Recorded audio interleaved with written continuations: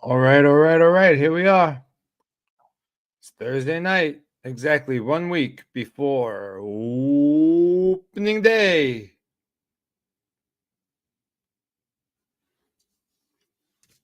Give it a minute.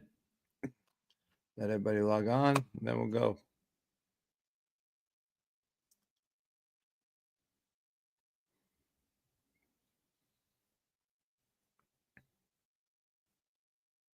All right, here we go. We got somebody. Who's there?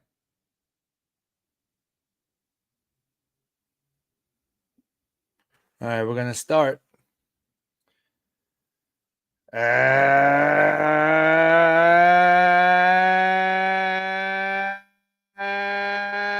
Good evening, everybody, and welcome to Angie's Angles. It is March 20th in the year of my Lord, 2025. We are exactly 1 week from the second opening day of Major League Baseball for the 2025 season. As we all know, Chicago Cubs and Los Angeles Dodgers started in Japan this past week. With the Dodgers taking the 2-game series from the Cubbies. No surprises there. The Dodgers are a team to contend with. Nick Troiano, want to give Nick a shout out right now. It's Nick's birthday tomorrow, and he's saying he had a really nice celebration at Publicans in Manhasset. So, Nick, from Angie's Angles family, happy birthday on your language. Buon compleanno. Harold, what's going on, my friend? I am interstatal. Harold Atkins and Harold. We got Harold Square. What's going on? I am duo interstatal. So I am doing the road show from I'm doing the show on the road. Hey Eric, from the Borgata at Atlantic City. It's been a successful trip so far. In terms of the dollars and cents. I'm up a little bit. So I've been playing. I played for like 15 hours in 2 days or so. So anytime you're up after playing that long is a good sign. My buddy and I, Rob Brooklyn, we just finished dinner at the old Hempstead. No, the old Homestead, not Hempstead, old Homestead. Officer Lennon's in the house. What's going on? So I'm doing this podcast from the room. So I'm trying to be a little reserved and subdued. Although I doubt very heavily any of my next door neighbors are in their rooms right now. That the casino was hopping. So as promised, I advertised that we're going to do the 2025 NL East predictions on this season. It could have gone a bunch of ways, in my humble opinion. It could have gone, 1, 2, 3 this way, 1, 2, 3 that way. After you get to 3, it's really a no-brainer who finishes 4th or 5th in the National League East. So without much ado, let us go right into it. So the 2025 Angie Angles predictions, and I have the records and I have the position places. So we're going to vet me in October to see how we did. The Mets, I got them finishing 97 and 65. However, some key items. The offense must hit on all cylinders right off the track. They can't wait till May, late May, early June to click with their offense and play catch up. It's not good. The Phillies and the Braves are not going to allow you to catch up this year. So you have to hit the you got to hit it running season. You got to start the season running. You got to get out of the blocks without any fouls. We have a prodigious offensive lineup, even without Francisco Alvarez, who will be out roughly 2 weeks with the broken hamate bone. We discussed that last week on Angie's Angles. Pitching is very suspect. If moves are not made, there's still conversation about perhaps landing a Dylan Cease or Michael King from San Diego. San Diego is going to be in the middle of a fire sale soon enough. I don't see the Mets pitching scaring a lot of people. But then again, we said that about last year's pitching staff, and they happened. We got good news on Manea. He's only going to, mid-April, he'll be pitching for us, so that shouldn't be a problem. So we got to see what happens. So, I mean, the lineup of Lindor, Acuna, Nimmo, Soto, Alonso, Vientos, Marte, Winka, McNeil, etc., is a good lineup. It's a very potent lineup. Beatty's had a good spring, but he had a good spring last year and got called up north and spit the bit. So, Eric Schuster, hashtag Nimmo sucks. So that is my prediction on where the Mets are going to land this year, 97 and 65. And let's make it let's do a plus or minus 3 here. Okay. Plus or minus 3 is my barometer. Plus or minus 3. So they could either be 162 or they could be 94 and 68. So we got a plus or minus 3.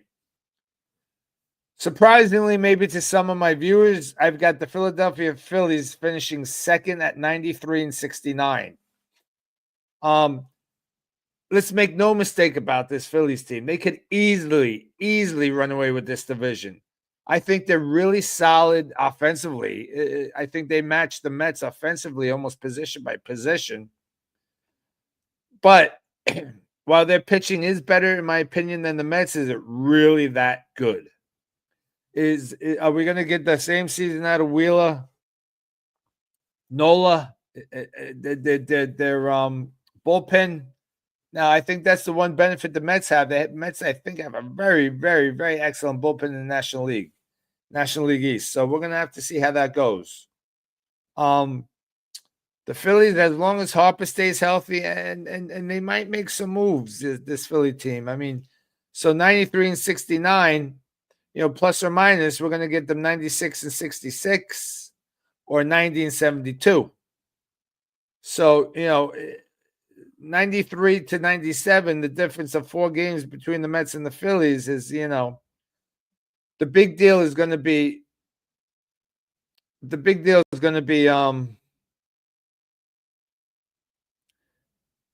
late in the game. Will the Mets hold the lead? Will the Mets come out with the victory, or are they going to spit the bit a la 2 years ago when Diaz blew a crap load of saves? So we're going to see. Mark Brooks did log on. He made it tonight. Mark Brooks, my brother from another, and Ava Lee is with him. So hi, Ava Lee. Hi, Mark. How are you guys doing? I'm glad you can make it. Finishing third, I've got the Atlanta Braves at 90 and 72. Yeah, I got him at 90 and 72 because I really think Max Fried went to the Skankies. And I think that was just an awful contract, to be honest with you. I mean, I don't know what the Skankies were thinking about that contract. Scratching my head over that. But they also can be easily first or second in this division. It really depends. Is Olsen going to have a good game, a good season? The third baseman, is he going to have a good season? When does Acuna come back? Riley playing third. I mean, they got a lot of question marks as well. Is Albies going to continue with the power bat, or is he going to start to regress? We're going to have to see. But the Braves, I got the Braves at 90 and 72. So if we do the plus or 3 factor, they're either 93 and 69, or they're going to be 87 and 75, which kind of puts them a little closer to mediocre. But pitching is going to be just like the Mets. Pitching is going to be key and paramount for the Atlanta Braves as well. Moving on to 4th and 5th place. Now the Miami Marlins, you could say they're the dark horse of the division. They've got a lot of youth. They've made progress, but they lack the veteran presence, the veteran atmosphere. So I'm not really sure if they could be really held up to a dark horse title, a moniker, if you will, for lack of a better word.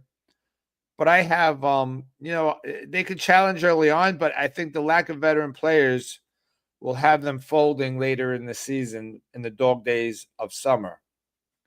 I got them finishing 86 and 76. I give them an above 500 record, surprisingly. I'm not really sure if that's feasible. We'll see. But if you do the plus or minus, they're either 83 and 79 or 89 and 73. And if they're 89 and 73, they're going to make some noise. So we're going to have to see what happens. And the Nationals, I mean, it's a team in disrepair. There's no immediate future for the Nationals. I think I was generous and gave them 79 wins with 83 losses. I mean, that could just totally be, that could be 69 and 93 just as well. I mean, that's a crapshoot. Just throw their chances into a cement mix and roll it around, and whatever answer comes out is probably going to be more accurate than the one I just gave you. But we're going to have to see. They've got no promise in Washington, zero promise, and that's sad because they were a couple years removed from a championship team. Hey, John, what's going on? You're right about that, John. Pitching is something that the Mets don't have. The Mets have no pitching, so it's going to be very critical. Very critical. Harold Atkins says interdivision play is crucial, but all three could make playoffs again. Yeah, you're not wrong, Harold. To be honest, we could only have two teams from our division make the playoffs. We did have that one game playoff with the Braves to finish the season, but you can't have the three from the same division go into the playoffs. But we'll see. I don't disagree with you, Eric. But I think we've let the Bauer ship sail. We were at the airport waiting for our ship to come in, and Bauer. It's a sad, unfortunate story, but I think it's been played out. I honestly think if he hadn't been signed by now, there's no chance he's ever playing in the MLB ever again, and that's a sin. That's a crime and a sin, and maybe we could one day, Eric, maybe I'll have you on and we could recap that, and you could give me all the nuances of the case and everything else. That'd be a pretty good show, I think, Eric. So that'd be pretty cool. So what do you all think about my predictions? I mean, do you have any input? Do you have any thought processes on? I know not everybody here on the show is a National League East fan. I get that. I understand that. Harold Atkins, I know you're a Met fan, but Harold Sanderson, you're not. I was really hoping that the Cubbies gave them a little bit of show out there in Japan, but it was just too much to overcome.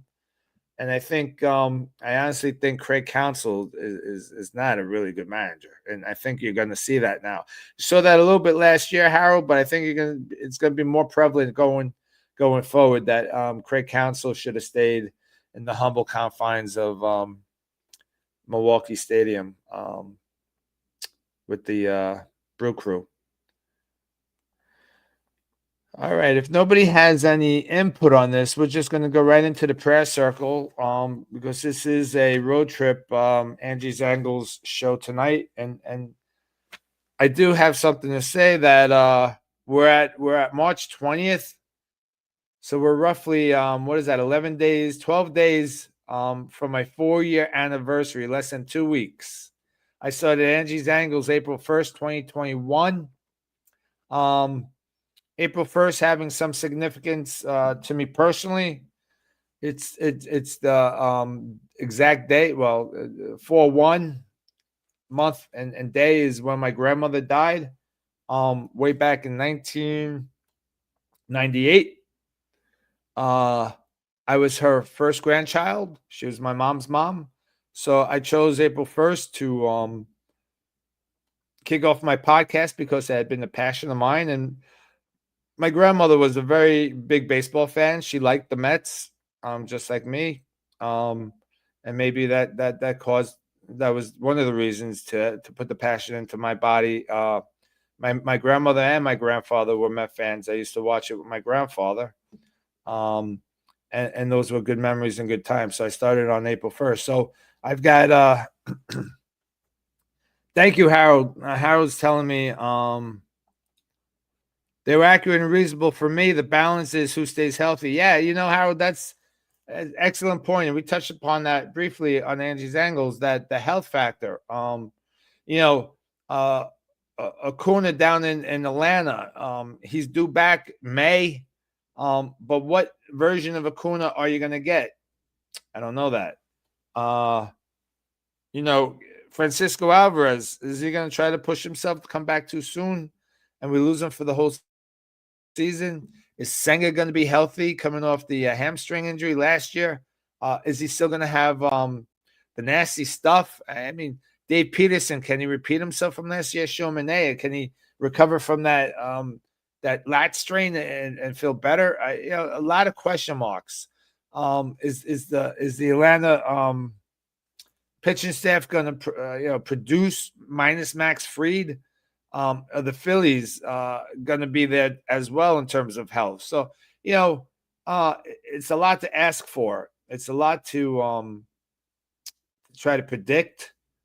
And maybe God forbid, knocking on some wood, if any major injuries happen, and this is going to be fluid, my predictions, right? Because obviously, if you get a major injury, we have to revisit the my predictions, for lack of a better word.